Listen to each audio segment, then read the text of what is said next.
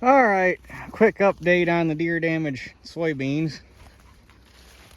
If you'd have told me, what was that, month and a half, 2 months, 2 months ago? 2 months ago, that sounds right. Has it been that long already? Anyway, if you'd have told me however long ago that it was that they'd have looked this good by this point, I'd have called you a liar. I mean, I figured they were to come back pretty decent, but they're dang near canopied out. Don't get me wrong, they're shorties. They're only 12, 14 inches tall, a little taller in the low spots, but they've still got a couple, 2-3 weeks of solid vegetative growth before they start focusing on setting pods, so there's still time. And I'd say I've got, I don't know, there's a few bare spots here and there where this flat out died from the stress, but I'd say I got 95, 96, some 95% plus stand out of it.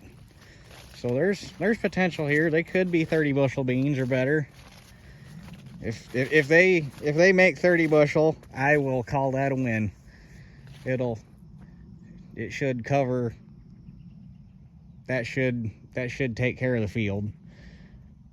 Luckily, after they started coming back, the deer stayed out of them. The vast majority of the herd actually moved over to the neighbor's corn. He called me a while back and told me I needed to do something to make my beans over here grow because they were tearing the hell out of all his corn over there. So luckily not lucky for me, not lucky for him, they moved over there and started eating corn. There's still a couple that are bumming around over here. Teeter, when we pulled up to the field, Teeter chased one back into the woods, but one is a whole lot better to deal with than probably the 25 of them that were hanging out here to do all the damage to begin with.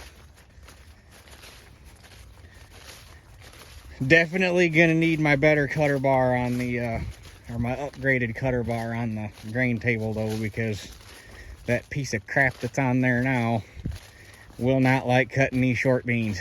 That's one thing I got to get done this week, is try to get that thing ordered so that when we're done, I got fair week next week, I got Rand tool the week after that, and then we'll be into September before you know it. So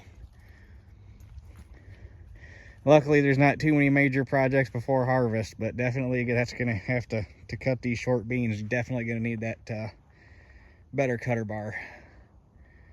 So anyhow, this is, like I say, this will probably be the final update till we actually harvest it. But we've had a couple videos showing the progression of this, and I'd say compared to what we started off with, they turned out pretty darn good. And I'd say within probably another week, they'll be pretty much, other than the spots like this where the rows are good and filled out, I'd say I'd bet they're gonna fully canopy.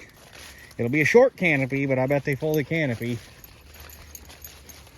They're even good back. They're even, because I drove out here with a four-wheeler a week or so ago. Whenever it was, I got the four-wheeler out and did some spraying because I had some stuff left. I came and sprayed her on the telephone poles. This is harder with a cell phone than it is with a GoPro. And that telephone pole and that telephone pole right there. I came over and sprayed the weeds around them, and when I did, I drove out back. And there's even beans in the back. The only spots that didn't even make it, well, they made an attempt, but there is, give me a minute to walk back here. I'm trying to keep this video under 5 minutes, but I don't think I'm gonna make it. You got that low spot right there on the end rows. And then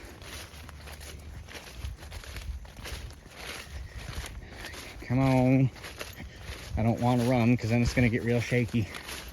You got this spot right here, that spot and that spot. Those are woodchucks. You ain't gonna beat woodchucks. They are what they are.